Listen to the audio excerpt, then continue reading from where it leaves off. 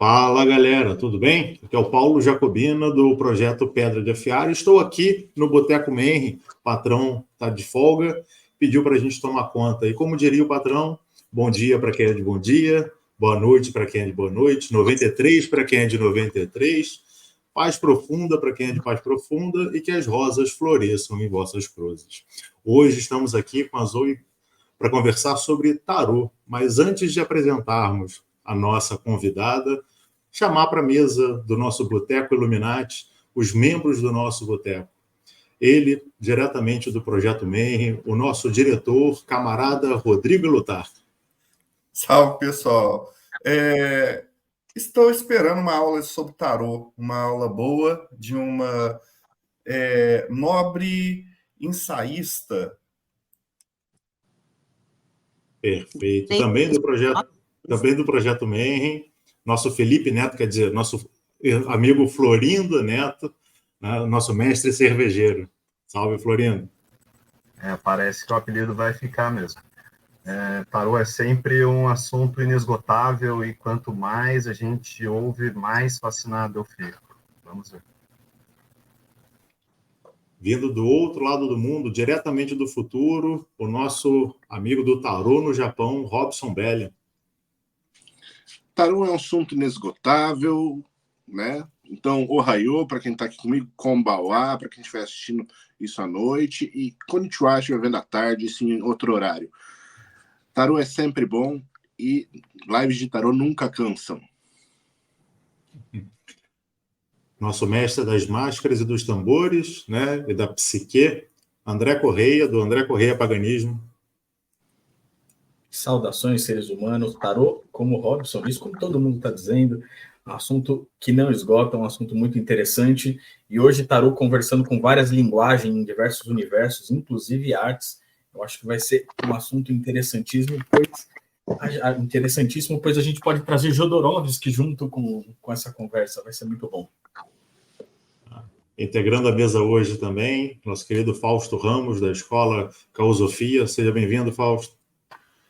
Fala, pessoal. Adoro também conversar a respeito de tarô e vim aqui também escutar mais sobre a profundidade dos arcanos que a gente tem nas cartas.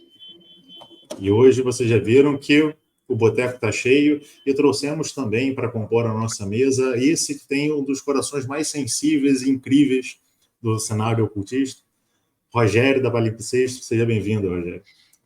Ô, gente, jamais imaginar que essa descrição era para mim.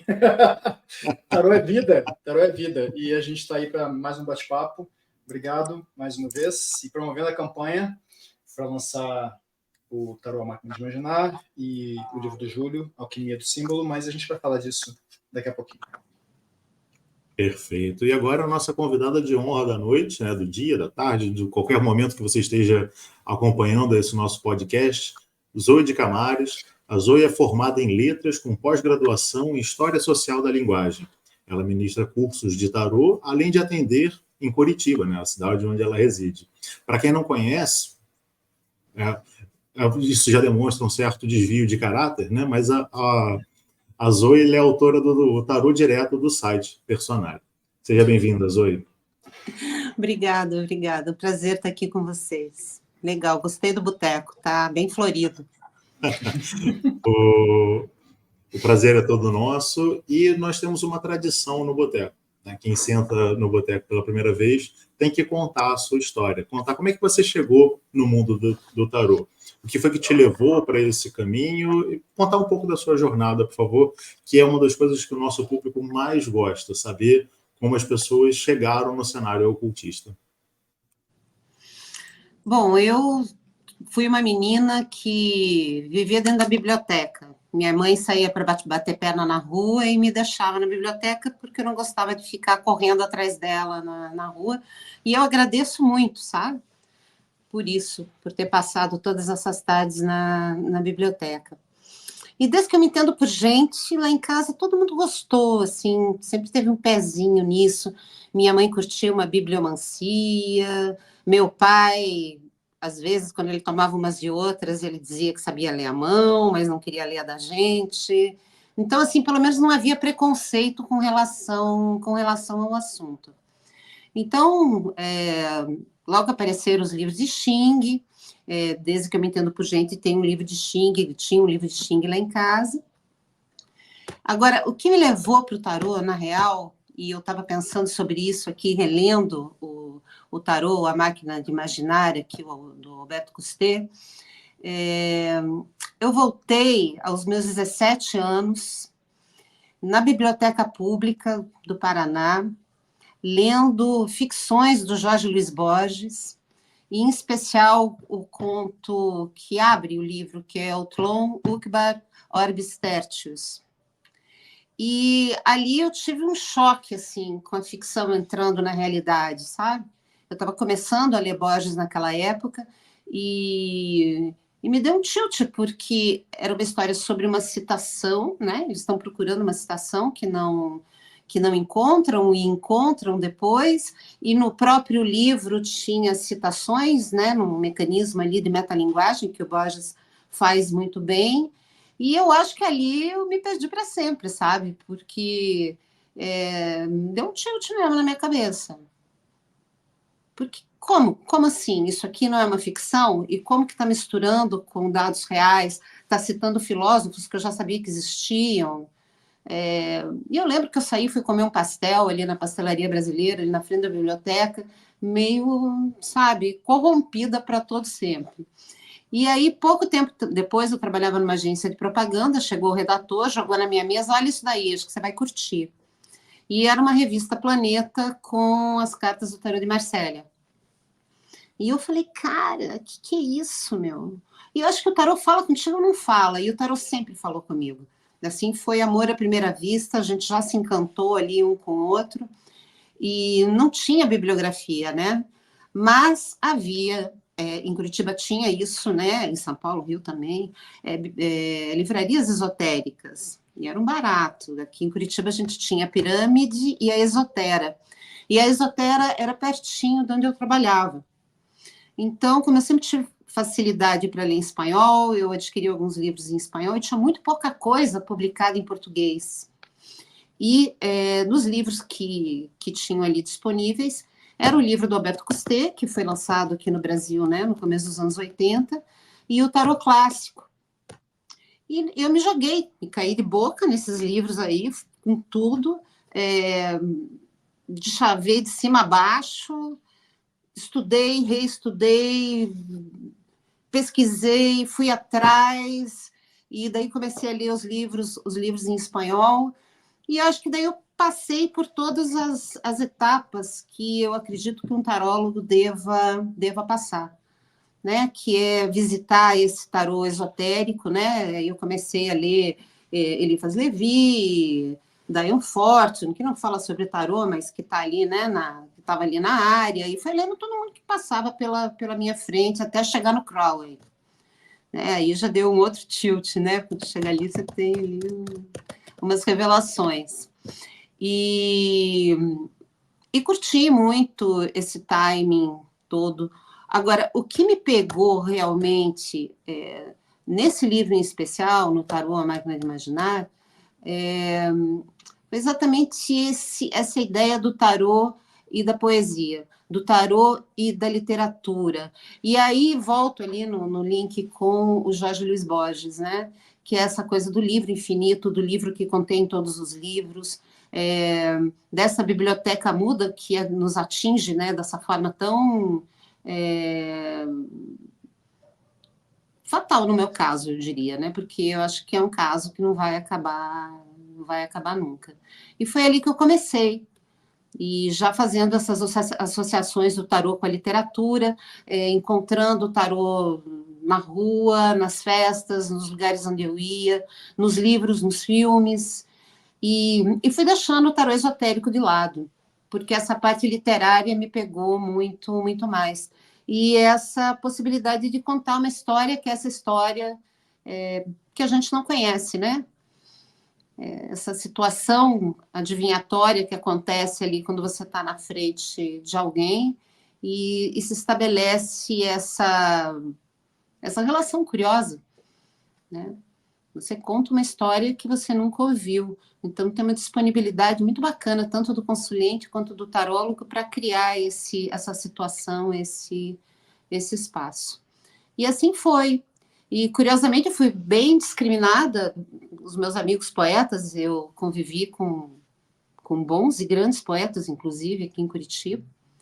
E torciam o nariz. O Leminski nem tanto. O Leminski curtia. Eu lembro que a Alice até me emprestou alguns livros do Eliphas Levi, acho que A Chave dos Grandes Mistérios, foi ela que me emprestou. Mas a minha turma, em especial, o pessoal da minha idade, eles achavam ridículo. Então, eu sofri bastante preconceito, até as pessoas à minha volta conseguirem entender que o tarô também é uma máquina literária, né? Até aparecer Ítalo Calvino, enfim, aparecerem esses caras que começaram a trabalhar o tarô numa perspectiva não tão comum.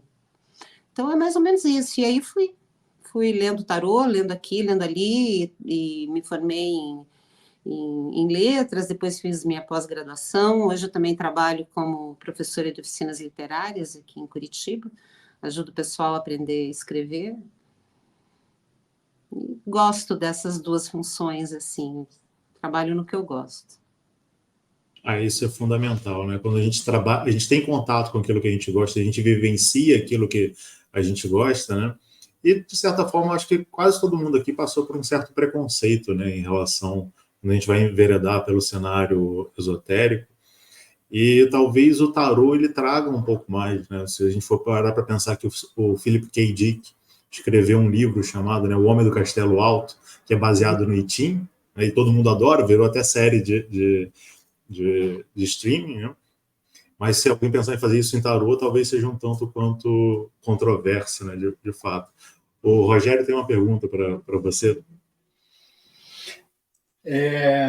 Existem livros, né, Zoe, baseados construídos a partir das cartas. Acho que eu conheço uns 2, pelo menos, mas não me vem os nomes na cabeça. Podia falar para a gente depois disso. Mas eu queria, para começar essa conversa, aproveitar e fazer o jabá da campanha.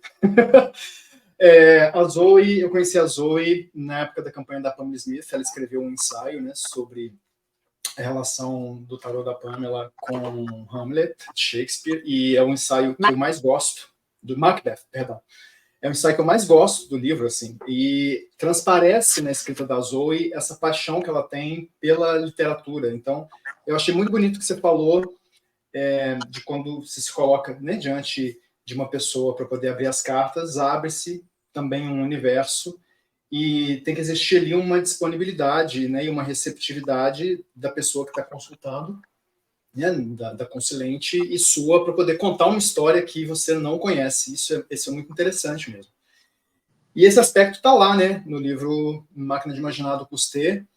E quando a gente chamou para poder escrever um ensaio para esse livro, né, que eu soube da sua relação com o livro, eu fiquei impactado, assim, porque algumas conexões foram sendo estabelecidas, né? O livro foi traduzido por uma poeta, e originalmente, né, a Ana Cristina César, e agora está sendo traduzido de novo por um poeta, né? Então, eu queria que você falasse um pouco para a gente, assim, o que representa para você a gente trazer esse livro de volta, né? Se existem tantos livros no mercado de tarô, para que trazer esse livro de volta, né, para o Brasil? E uma nova edição, claro, ampliada, e o que está representando para você fazer essa revisitação para poder escrever um ensaio para o livro? Então, esse livro, eu acho que a primeira coisa que me chamou muita atenção nele foi esse subtítulo, né? Tarô ou a Máquina de Imaginar. Né? Tanto que o meu blogzinho, ele tinha ali na abertura dele, né? Azeitando a Máquina de Imaginar. Porque ler tarô é isso, né? Você está sempre azeitando a máquina. E o fato dele ter sido escrito por um poeta e ter sido traduzido pela Ana Cristina César, que eu já conhecia quando o livro apareceu na minha mão, eu achei isso genial. E a concisão do Alberto Cousteau em colocar os conceitos, né, em apresentar o tarô para a gente, você pode ver que ele é um livro relativamente... Ele é pequeno, né? São quantas páginas aqui? 200 e poucas páginas. E a concisão, essa concisão que ele tem é a concisão de poeta. Então, ele, com poucas palavras, ele consegue passar muita coisa. Né? Isso me chamou muita atenção, né? A forma dele conceituar. E o que mais me pegou nesse livro foi a ginástica imaginativa, porque foi ali que eu percebi como dava para montar as histórias, né? E que os arcanos, eles se esclareciam por comparação. Então, essa ideia de criar links para você conseguir ler as cartas, para você passar de uma fase para outra da história, de você identificar cenários, personagens, temas, obstáculos, objetos, quer dizer, tudo que está num roteiro estava ali naquelas cartas. E, de certa forma, quem me ensinou a fazer isso foi o Alberto Cousteau. E aí eu fui brincando com a ginástica imaginativa, com as tétradas comparativas, sempre recomendei para os meus alunos nos cursos de tarô que eu dei, porque eu acredito que quando você consegue encontrar o tarô na vida, sabe? Quando você consegue encontrar o tarô na literatura, quando você consegue encontrar o tarô no cinema, fica muito mais fácil para você poder trabalhar com ele.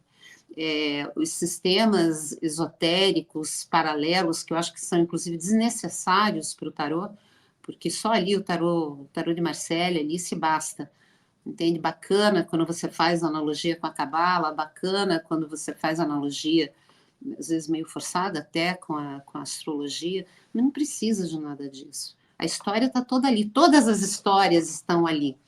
Né? Você pode contar todas as histórias com aqueles 78 arcanos maiores, com 56 menores e com os 22 maiores, né? O baralho filosófico, que são os 22, eu acho que você consegue ter uma linguagem um pouco mais solta, mais filosófica mesmo, né, sobre a vida. Mas quando entra, e a Pamela, né, que nos propiciou isso da melhor forma, quando entra as imagens figurativas nos arcanos menores, a possibilidade de criar histórias aumentou muito mais, né? Isso realmente azeitou a máquina de imaginar. Então, para mim, ele foi um livro crucial na minha formação como taróloga, sabe? Eu acho que compreender, inclusive, ali os níveis de interpretação, quando ele está interpretando os arcanos maiores, isso também fez diferença para perceber, né, que o tarô funcionava aqui, mas ele funcionava aqui, ele funcionava ali, em vários níveis e várias formas de abordá-lo, né, positivamente, negativamente. Então, isso abriu um mundo para mim. E eu, até hoje, não consegui encontrar um livro que se compare a ele. Para mim, ele é o melhor livro de tarô já escrito, na minha opinião. E fiquei muito feliz com essa mais uma iniciativa tua, né, bem sucedida, Rogério, porque a primeira foi incrível, né, o material da Pamela está maravilhoso, foi um barato participar disso. Eu suei, cara, para escrever aquele ensaio, suei, mas acabou valendo a pena. A hora que o livro chegou na minha mão, eu falei, pá, caramba, meu, olha eu aqui do lado da Mary Greer, valeu. E agora, né, essa nova tradução, pois vai ser muito bacana, e vai colocar esses estudantes, né, eu não tenho muita esperança, sabe, de ser bem sincera aí com o pessoal do Boteco, com os novos tarólogos. Acho que eles realmente precisam de bons professores, bons iniciadores, porque com essa falta de atenção... Imagina, eu com 2 livros, eu me tornei a taróloga que eu sou praticamente. Né? Me deu a base, pelo menos, de lançamento, para eu ir catando aqui, catando ali, buscando ali, sabe? Mas eu precisei dessa base forte que eu mesma fui atrás, e estudando e reestudando o mesmo livro várias vezes. Não consigo imaginar a moçada fazendo isso de boa. Pode ser preconceito, né? Ele tá ficando velho. Acho que respondi. Nem tanto. Muito obrigado. Aproveitando uma deixa que você comentou, né, antes de passar para o Florindo fazer a pergunta dele, Você comentou sobre as histórias, o trabalho magnífico da Pamela, contando histórias através dos próprios desenhos que ela colocou nas cartas.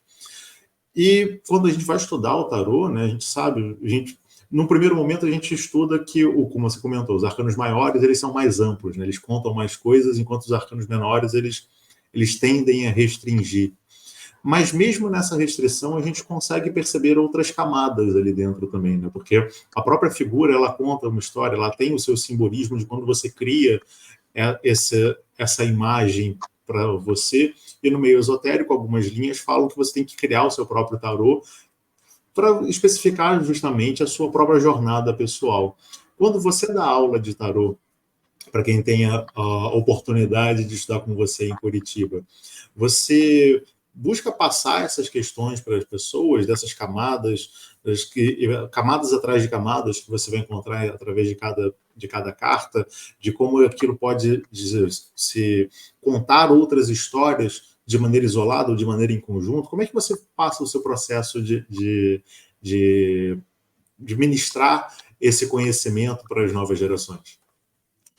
Olha, eu trabalho com comparação. Acho que a base do tarô é uma base analógica, né? Então, o próprio tarô já traz essa questão, né? O tarô é analógico. Você vai fazendo analogias, você vai buscando aqui, você vai buscando ali, e você vai trazendo as referências. Para mim é muito fácil fazer isso, né? E buscando dentro do meu cabedal de informações essas correlações. E quem estuda comigo, normalmente, já vai entrando nessa vibe, fazendo suas próprias correlações. E eu trabalho sempre com comparação dos arcanos, né? Uma mesa muito grande, eu coloco todas as cartas e falo assim, olha, gente, isso daqui, aqui, isso aqui, sabe? Se você for por aqui, você encontra isso, encontra aquilo. E eu acho que, na verdade, não existe muito professor de tarô, né? A gente facilita as coisas para as pessoas. Você mostra só um caminho mais tranquilo para poder trabalhar, né? Então, por exemplo, nos arcanos menores, tem um livro da coleção Arte Divinatória, um livretinho pequeno, ele deve estar até por aqui, está aqui, ó, ali na mão. É um livro que eu curto muito. Esse daqui, Os Presságios, do Patrick Avinat. Para mim, esse daqui é o melhor livro sobre arcanos menores do tarô, onde ele vai fazer esse cruzamento dos elementos da água, da terra, do fogo e do ar, de inúmeras formas.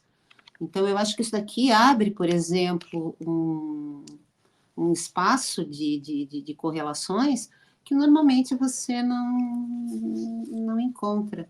É engraçado, né? Porque eu conheci o Namor. Vocês lembram do professor Namor? Falecido professor Namor? E foi o primeiro tarólogo que eu conheci, eu era muito menina, e aí eu estive no Rio de Janeiro com um amigo que me apresentou, eu fiz um curso de arcanos maiores, eu estava achando, meu Deus, e não sei o que e tal. Realmente não me impressionou muito, assim, sabe? Eu achei curioso porque ele era um bruxão, assim, interessante, sabe? Depois, se vocês quiserem, eu conto mais. E quando o Namor teve em Curitiba, mas não ia falar do Namor, por que eu tergiversei? Por que eu teria falado do Namor, gente?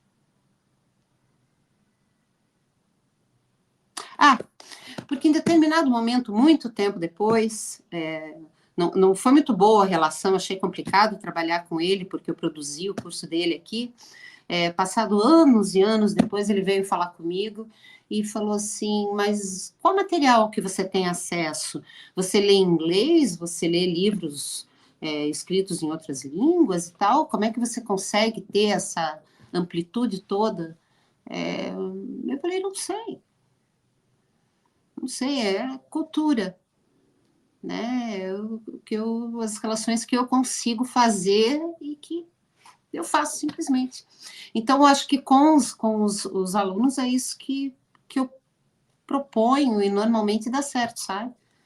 Eu vou entrando por essa via imaginativa e funciona.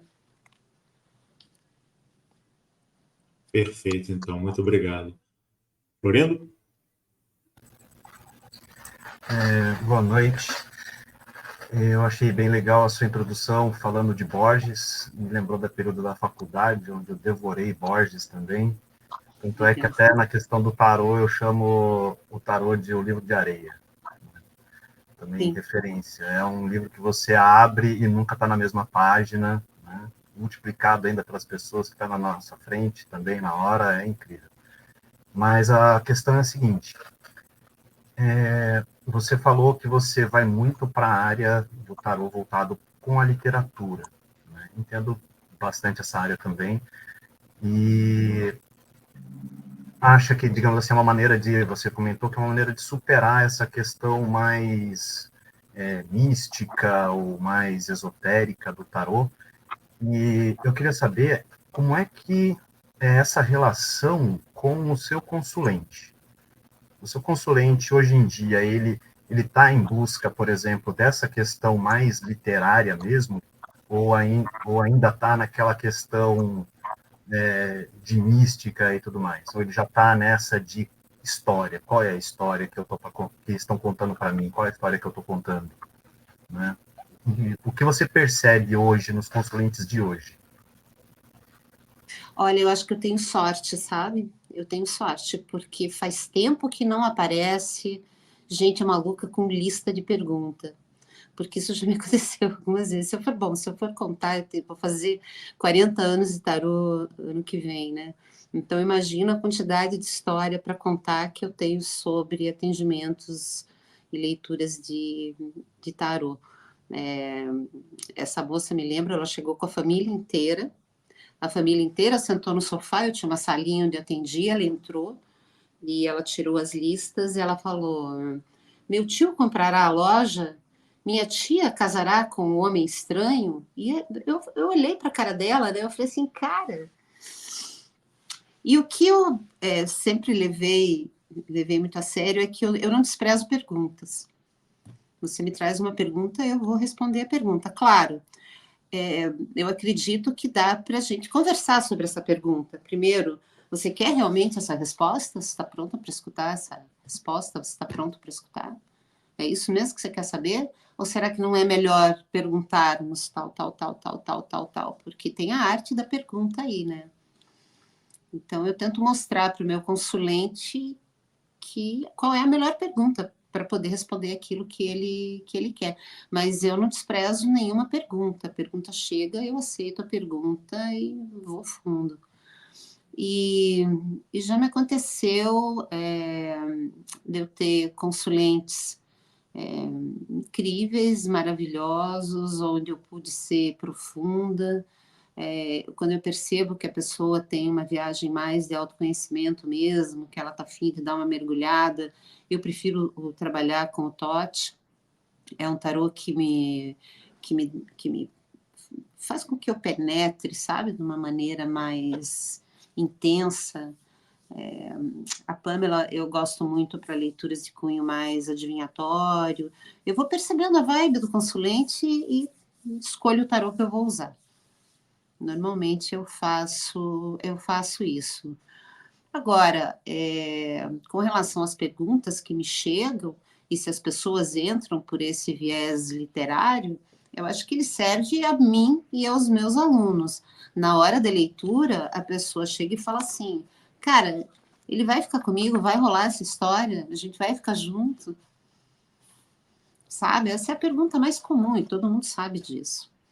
Hoje aparecem muitos homens e muitas mulheres também preocupados com a vida profissional, mas a grande maioria ainda são questões amorosas, né? Eu acho que os homens são um pouco mais ressabiados, né, com isso. Então é difícil um homem chegar e procurar uma taróloga para trabalhar uma questão de amor, mas acontece, já aconteceu várias vezes e foi muito, muito legal. Então, o consulente tem todos os tipos. Tem os malucos, assim, os suicidas. Uma vez acabou a luz na casa onde eu estava, apartamento que eu estava morando, e, cara, foi muito sinistro. E aí eu peguei assim de vela no apartamento inteiro, e daqui a pouco chega uma mulher, assim, eu abro a porta, a mulher tinha metade do rosto deformado, assim. Eu falei, caralho. Pensei, né? Não falei. Aí sentei e falei, vamos fazer a leitura. Cara, foi dificílima, foi uma leitura muito difícil. Ela não parava de repetir a mesma pergunta de formas diferentes. E eu era novinha, eu não sabia como me livrar dela. Então, eu já passei cada aperto.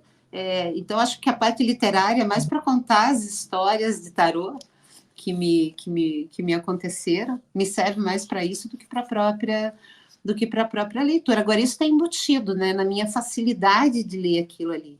Porque, para mim, nunca é um problema ler um tarô. Para mim é um saco a marcação da consulta, enfim, o antes, às vezes, o depois, mas o durante é sempre muito legal, muito divertido. Eu faço isso de uma maneira muito tranquila e muito gostosa, sabe?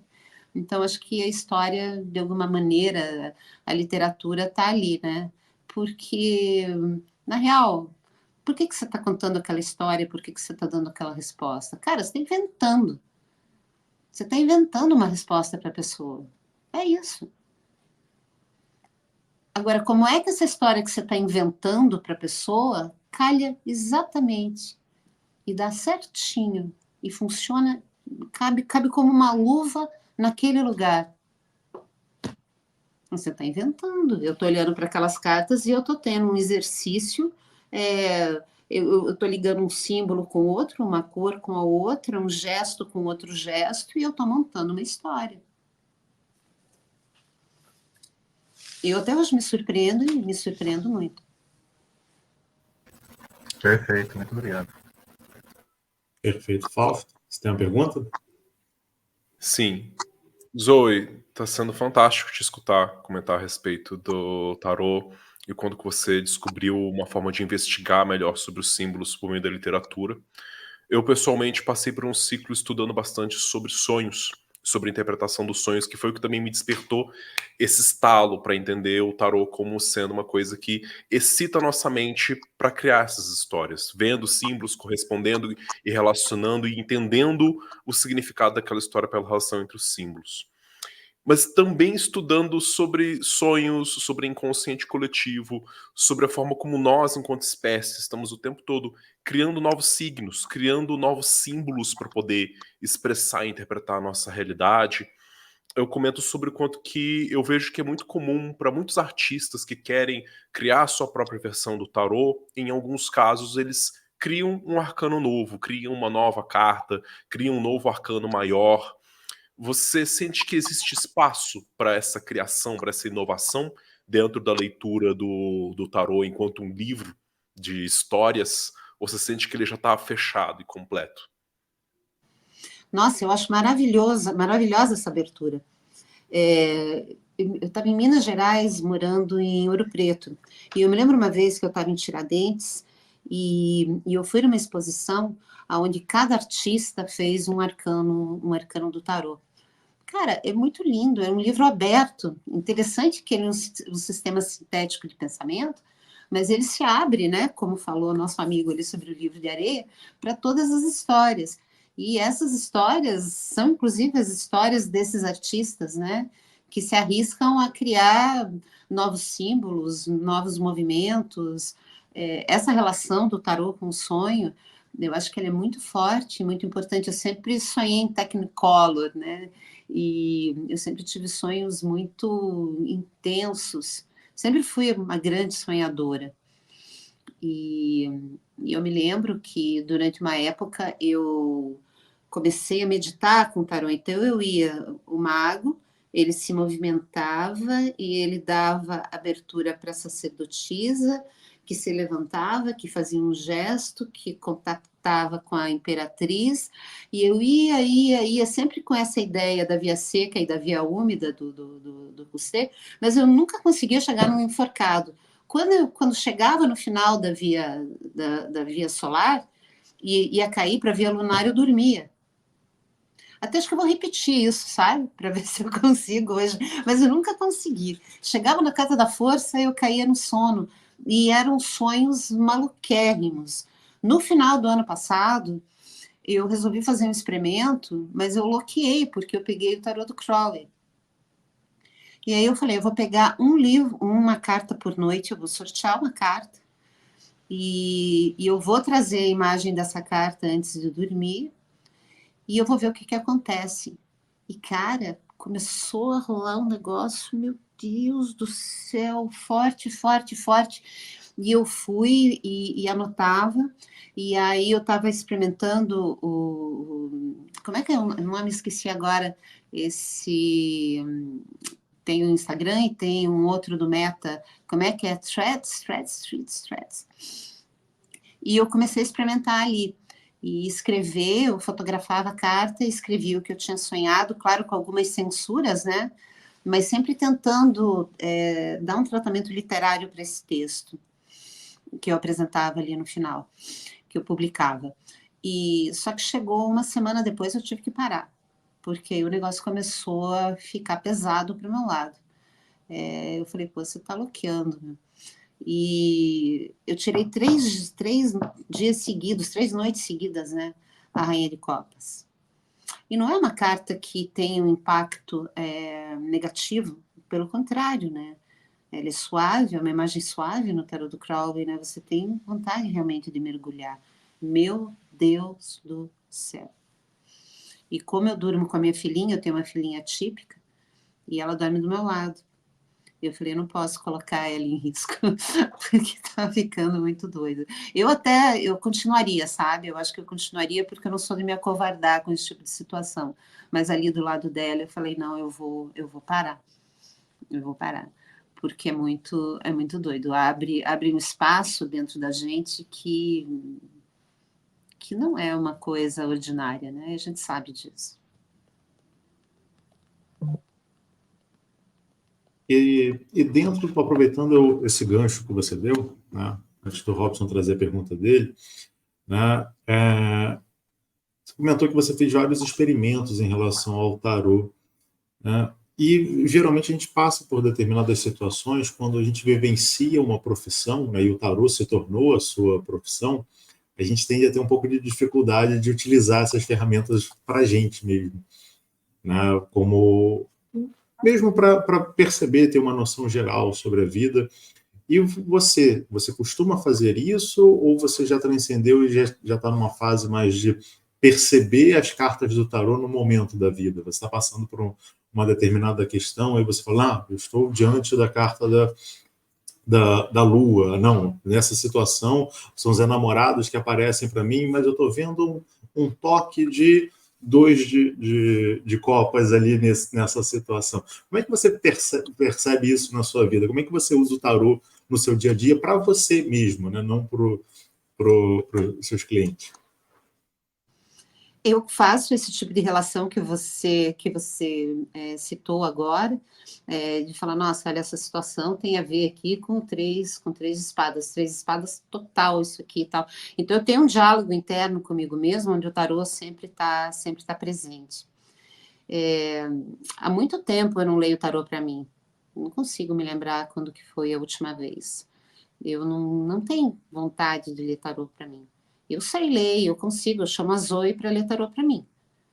Né? Isso que eu faço. Eu acho que aí a ritualização desse momento da consulta tem que ser maior, para você poder criar ali, cenicamente, uma situação de um certo distanciamento, para facilitar, né, a leitura. Então, ao invés de, já que eu tenho ali, né, que eu vou ler aqui rapidinho, ver qual que é, não. Isso eu não faço.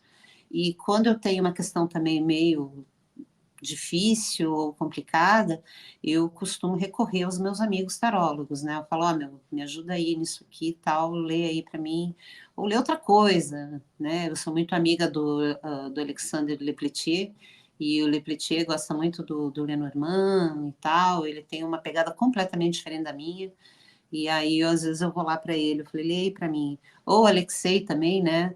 O Magnavita também já leu para mim algumas vezes, a gente fez tarô no escuro, que foi bem bacana, né? Porque tarólogo a gente faz tarô no escuro. E eu tô com um caderno, eu estava vendo muita série esses tempos atrás, agora eu parei com isso, eu tô na fase podcast. mas eu estava vendo muita série, assim, e série boa e série ruim, filme bom e filme ruim, vou misturando.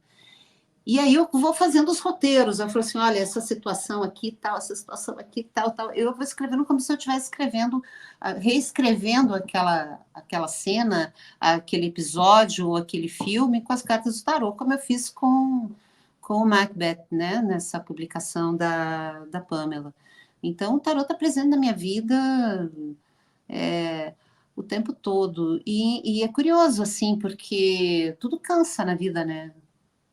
E eu não consigo cansar do tarô. Eu tenho umas épocas em que me dá vontade de ficar um pouquinho mais distante. Né? Eu fico assim meio... Ai, me dá uma certa preguiça. Mas é meu trabalho, né? Então não tenho como ficar longe dele. E agora eu estou assim, traindo o tarô. Eu arrumei um caso. E eu estou muito apaixonada, na real. Eu conheci o desenho humano e estou a louca do desenho humano. Eu só quero falar disso, eu só quero conversar sobre isso. Perfeito. Pode falar, Robson.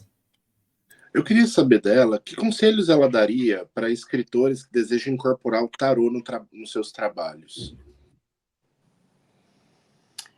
Olha, eu fiz um curso de roteiro uma vez, aqui em Curitiba. Eu tenho, inclusive, alguns livros de roteiro que eu nunca consegui ter tempo para ler, né? Mas eu tenho uma ideia assim, muito clara em relação a isso. Tem uma estratégia mnemônica ali para lembrar, né, os elementos do roteiro, que é o PLOSAT. O PLOSAT é personagem, locação, objeto, situação, ação e tema. É muito fácil você encontrar isso no tarô. Né? Então, você pode trabalhar nessa perspectiva, por exemplo. Eu acho uma perspectiva bem bacana, bem legal para poder trabalhar com o tarô. É fácil ver nos arcanos maiores os grandes temas. Os objetos estão distribuídos e as locações também. As personagens estão muito claras o tempo todo, né? Principalmente nos arcanos da corte e assim por diante. Então, acho que isso é uma forma de você começar a segmentar a percepção do tarô de uma forma que você possa usar dentro desse universo. Essa é uma das possibilidades. Existem outras. Eu escrevi um livro com o Sérgio Villa-Lobos, que é um poeta curitibano, e que foi muito divertido. A gente inventou a Caverna dos Destinos Cruzados, onde um lobo e uma pantera passeiam pelos arcanos do tarô. Então, eles têm os seus diálogos, a sua historinha, e aí tem o poema daquele arcano. E, claro, está incluído dentro da história. Isso virou um livro bem bacana, que foi publicado pelo selo Demônio Negro, e depois foram feitos vídeos dos poemas, né, dessa parte que são só os poemas, encenados por 2 putatores aqui de Curitiba. E as ilustrações do livro são do Léo Kyoda, que é também tarólogo, né, que ficou bem bacana as ilustrações do Léo. Então, foi uma delícia fazer isso. E veja que curioso, né? Eu falei dos meus amigos que tinham preconceito com tarô, que tiravam sarro de mim. E ele acabou se aproximando de mim, o Sérgio, e eu falei sobre essa ideia, e ele agarrou essa ideia de um jeito, porque eu tinha o tarô Kali Yuga. E a minha ideia era trazer, só para os arcanos maiores, assim, figuras degradadas. Pegar a degradação máxima das figuras do século passado, assim, e fazer relação com as cartas do tarô. Então, era um tarô meio punk, né? Uma coisa meio torta. Só que eu engravidei na época, onde eu estava escrevendo sobre isso, eu falei, cara, eu não vou ficar escrevendo isso daqui grávida, sabe? Achei que não deveria. E afastei o trabalho. E depois, muito mais tarde, uns 5 anos depois, eu retomei esse trabalho com o Sérgio, daí com uma nova perspectiva. E a gente teve um resultado muito legal, foi muito bacana. Escrevemos nos botecos, né? Grande parte também pelo Messenger, quando a gente se encontrava, eram nos botecos, e foi muito divertido escrever, sabe? Foi bem legal, foi uma experiência interessante, tanto para mim quanto para ele. Ele com mais know-how de poeta do que eu, e eu com know-how de taróloga que ele nem sabia o que era.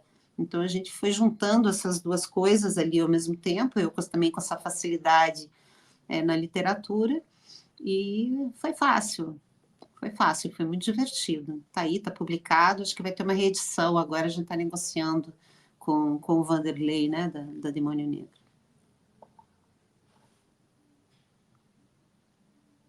Eu ia pegar um exemplar aqui para mostrar, mas eu não sei se está por aqui. É incrível esse livro, Zoe. Quem tiver a oportunidade de adquirir nessa nova edição que vai sair, por favor, faça. Ele é bem bacana, né? Ele é bem bacana. Ele é bem estranho também, né? Acho que ele é bem estranho, mas ele é bacana. Perfeito. Tem alguns casos, né? Eu conheço pessoas, não vou citar nomes, mas que de manhã cedo, né, elas fazem uma mentalização, pegam um deck de tarô, né? Sei lá, tipo o Hermetic Vision da Diamond, tem no site da Diamond para comprar, vai fazer uma pergunta, baralha e tira uma carta do tarô, né? E aí deixa guardadinha essa carta do tarô e passa o dia seguindo, né? Tem a sua jornada, e no final do dia ela lê a carta do tarô e vê se ela reconhece essa carta do tarô na própria jornada. Quer falar um pouco sobre isso, Rodrigo? Aproveitar e trazer a sua experiência com essa pergunta? É um exercício que eu sempre faço. Fazia. Agora a vida profana não me deixa mais fazer.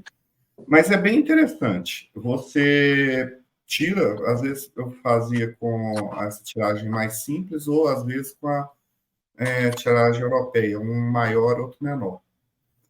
Você deixa sem ver o que aconteceu, segue sua vida, e depois, quando você abre à noite, você tenta identificar, e geralmente, assim, identifica muita coisa. Você vê ali que seu vida estava sendo regida por aquilo. Então, se saiu a torre ali, está tendo uma mudança muito complexa na sua vida. Às vezes, a torre é necessária na vida das pessoas, por mais que ela tenha medo da mudança. Mas, assim, é um exercício para você instigar a intuição e ficar atento com o roteiro da sua vida, vamos dizer assim. Porque a gente passa, durante o dia, por vários arcanos, mas alguns são mais fortes. Então, fazer esse exercício de tentar ver o roteiro que você está vivendo é bem interessante. Eu, assim, estou achando a entrevista magnífica, assim, essa visão diferente da que eu estou acostumado aqui, de cabala, astrologia, tudo associado ao tarô. Aí vem com essa visão diferenciada e essa questão de roteiro. O que você acha dessa visão? Porque, assim, eu fiquei muito focado naquela jornada do herói. Aí você vem falando de um outro tipo de ver um roteiro ali no tarô. Mas eu acredito que muita gente ainda está focado nesse negócio, nessa questão da jornada do herói no tarô. Você está trazendo alguma coisa diferenciada. Como é que é isso? Eu gostei muito desse teu exercício, porque quando você tira a carta do dia e olha para ela, você pode entrar naquela vibe da profecia autorrealizável, né? E de repente você forçar a barra para as coisas acontecerem. Então achei bem interessante, fiquei com vontade de fazer assim à noite, antes de dormir, para ver o que acontece com os sonhos, sabe? Olha eu lá querendo experimentar com os sonhos de novo. Tem horas que eu assisto um filme ou eu vejo uma série e eu falo, cara, o cara jogou um tarô antes e montou o roteiro em cima dessa sequência aqui. Porque não é possível. Não é possível, porque é tão óbvio.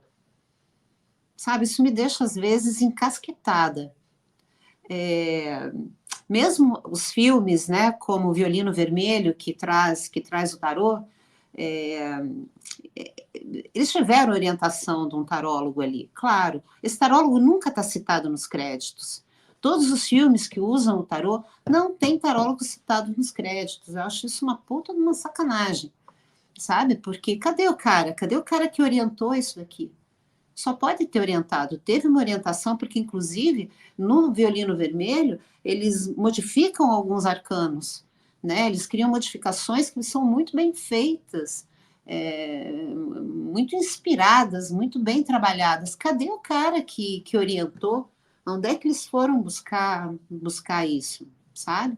Então, assim, a jornada do herói, eu acho que é um esquema base super legal e que encaixou perfeitamente no tarô, né? A ideia do Campbell, ela cabe perfeitamente ali, né? Você tira uma para aqui, você ajusta um pouquinho ali, mas você percebe, principalmente naquele livro, poxa, eu não vou lembrar o nome dele agora, que é um livro para roteiristas mesmo, né? Do Robert McKee. Não é do tem o Story do Robert McKee. Você tem também, para roteirista, você tem a jornada do roteirista, que ele faz um paralelo com a jornada do herói também. Exatamente, é esse que eu estou falando, que eu não estou conseguindo lembrar o nome do autor. E ali você encaixa perfeitamente o tarô, né? Perfeitamente não, mas dá para fazer um trabalho ali. Agora, quando você pensa em termos de roteirização, quando você pensa ali no Plosat, como eu apresentei, você tem uma outra perspectiva, né? Então, essa é uma possibilidade, né? Essa história de storytelling e tal, todo mundo querendo contar historinha e tal, enfim. A gente adora histórias, né? Todos nós adoramos histórias. História é sempre legal, história é barato. E o tarô é magnífico para isso, para você dar start. Você quer ter uma ideia, cara? Você tira 3 cartas do tarô, você tem uma história. Você tem o começo de uma história, ou você tem o meio de uma história, sabe? De novo, eu vou esquecer o nome daquele músico que fez as cartinhas que o David Bowie usava, né? Quando tinha o Brian Eno. O Brian Eno, exatamente. Eu estou atrás disso para poder lançar, já tem mais de um ano e não consigo.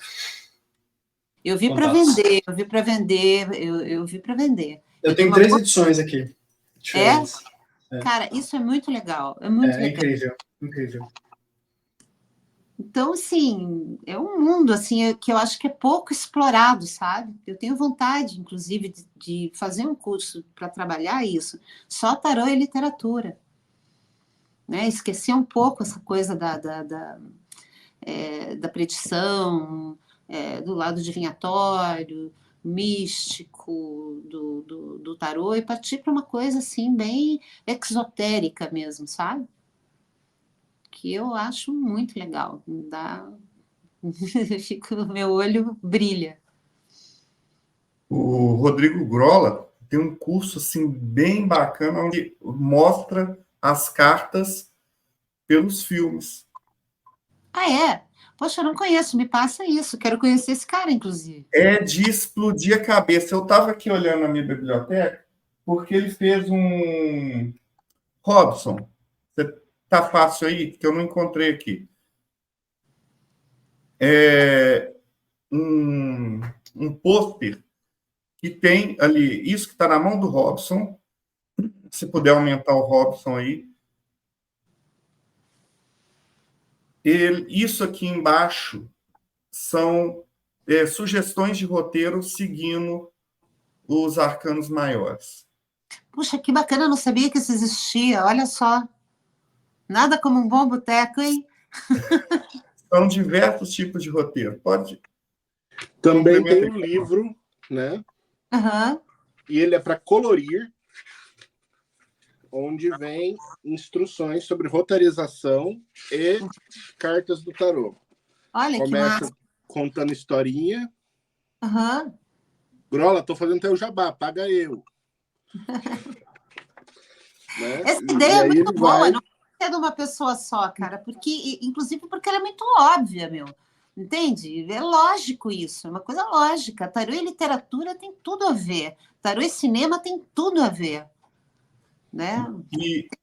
Tem um livro que é só sobre tarô e cinema. Mas aí é a história do cinema e a aparição das cartas do tarô em filmes. E eu descobri que esse livro existe, é um livro caríssimo, eu não tive grana para poder comprar, mas tenho vontade de comprar, porque, pô, imagina que legal você ter até um determinado ponto todos os filmes onde o tarô aparece. E às vezes aparece mal, né? Aparece bem mal. E às vezes aparece de forma surpreendente, assim, muito interessante, muito interessante. Tem um filme pornográfico que eu vi quando eu era menina não tão menina assim, mas eu lembro que eu vi no cinema, que foi O Diabo na Carne de Miss Jones. E esse filme, ele começa, a abertura dele é com 2 cartas de tarô, né? Obviamente, o diabo e a estrela. Para quem viu o filme, né? É perfeito, porque é bem isso aí, né? Então, assim, nossa, eu acho que a gente tem aí um lugar a ser explorado e ser melhor explorado. E, poxa, depois vocês me passam aí o nome desse colega que escreveu que eu quero conhecer o trabalho. O curso do Rodrigo Grola é demais, assim, o Moedas, ele compara com A Procura da Felicidade. Cabe direitinho as cartas naquele filme, mostrando o significado de cada carta. De explodir a cabeça. Conversar com ele. Perfeito. A gente vai já estamos chegando na parte final do nosso bate-papo, né? E fica uma grande pergunta para você, Zoe. Como é que a gente te acha? Além de você estar aqui no Boteco com a gente, atender pelo personagem, como é que o público em geral ele consegue entrar em contato com você? Ou você prefere ficar reclusa? Explica para a gente como é que alguém que quiser fazer uma consulta com você pode te encontrar. Então, eu estou numa fase da minha vida que eu estou quietinha mesmo. Então, eu não agito muito o meu Instagram. Eu tenho lá meu Instagram, mas o Instagram, Zoe de Camarles, é mais família. Tem lá minhas filhas, minha vida e tal. Tem pouco tarô. Eu tenho o La Divinatrix, que é no Instagram, né? Que você me encontra por lá. Me encontra no Zoe de Camarles no Instagram também. E pelo Personare você pode contratar por ali, que ali é legal, eu tenho um portal para isso, né? Não preciso me preocupar, né, em nada. A pessoa vai lá, contrata, marca horário e tá tudo certo. Isso facilitou minha vida profissional bastante. Então é bem legal ter esse espaço, né, de trabalho. O pessoal do Personari é muito, muito bacana. É uma empresa legal para trabalhar. E então é assim, me acha ali. Perfeito. Vamos começar para as nossas considerações finais, né? Já antes de mais nada, e depois eu volto de novo para agradecer a sua presença, porque é incrível a entrevista, a sensibilidade que você traz para a gente, e outras formas de perceber o próprio tarô, né? E talvez a gente começar a vivenciá-lo também dessa maneira, né? Chegar e trazer o tarô para a vida, perceber outras coisas que no cenário ocultista muitas das vezes fica relegado a segundo plano. Né? Porque as pessoas falam que não, cenário ocultista é para a autorrealização, mas está todo mundo querendo, no final das contas, arranjar um amor, conseguir o dinheiro, vai todo mundo, no final das contas, volta para as perguntas básicas lá do início da jornada. Né? Então, agradecer já a você pela sua participação, e quem quiser se conhecer um pouco mais, né, ter um pouco mais de autoconhecimento, dá uma olhada no Pedra de Afiar, né, nós somos uma associação filosófica, né, temos um canal no YouTube, youtube.com/Pedra de Afiar, onde a gente tem vídeos semanais com os temas mais diversos, mas sempre com uma pegada prática, inclusive fazendo referências a filmes e uma série de outras coisas que você pode aprender e colocar na sua vida, e no nosso site pedradeafiar.org, onde você tem acesso aos nossos livros, aos nossos textos, e aos nossos grupos de estudo. Rogério, suas considerações finais, por favor. Zoe, muito obrigado por estar conosco. Acabei de fazer uma postagem no Instagram dizendo que é uma honra ter você nesse projeto e maravilhoso sempre te escutar. Obrigado a vocês e faço aí a convocação. Se você ainda não apoiou a campanha, o link vai estar aí nos comentários. Essa é a capa provisória da nossa edição. E aí tem um ensaio, vai ter um ensaio da Zoe, né, no livro. E tem também o livro do Júlio, que esteve aí essa semana falando sobre a história do tarô, ricamente ilustrado, que vai ser um calhamaço. E os dois juntos fazem uma bela dobradinha. A campanha fica no ar até dia 19 de agosto. Está chegando. Obrigado. Está chegando. Obrigado. Material essencial para qualquer ocultista, apreciador de arte ou qualquer pessoa que queira apenas ter contato com o próprio tarô. Rodrigo Lotar, suas considerações finais. Como o Robson sempre diz, vou roubar a sua fala, Robson. Nunca é demais um novo livro de tarô, nunca é demais uma nova visão sobre o tarô. Você sempre enriquece, você fica mais sábio quando você vê tem pessoas novas, com visões novas, com perspectivas novas, livros novos. Assim, essa entrevista foi fantástica. Já estou apoiando o projeto, estou esperando demais. O da Pamela Anderson, um dia eu ainda vou ler, porque minha filha adorou, identificou-se muito com o projeto, com o tarô, ficou com ela, está no quarto dela. Um dia eu ainda pego ela para poder ler. Depois eu devolvo o que ela pegou emprestado. E esse aqui eu vou esconder dela, mas tudo bem. Falando aqui, catarse.me/TDC, você vai ter acesso a muito conteúdo, você vai ter acesso a essa revista com material fantástico, que de uma forma bem antiga, que a gente não encontra mais uma revista com texto, para você poder ler e ter uma experiência raiz de conteúdo. Você vai ter acesso a grupos de Telegram com um pessoal bem bacana, que pode te ajudar na sua jornada do herói aí no ocultismo. E você só tem a ganhar com catarse.me/TDC. Perfeito. Aproveitando também, o André Correia deixou um beijo, mas ele teve que sair para resolver umas emergências pessoais. Mas você também encontra o André Correia na própria revista Hermetismo e no @André Correia Paganismo, né, onde você vai ter acesso a vários conhecimentos sobre bruxaria, paganismo em geral. Pode aprender a tocar tambor também, comprar tambor com ele, eu recomendo. E Robson Belli, suas considerações finais, por favor. Eu achei que ia ser o Felipe Neto primeiro, mas vamos lá.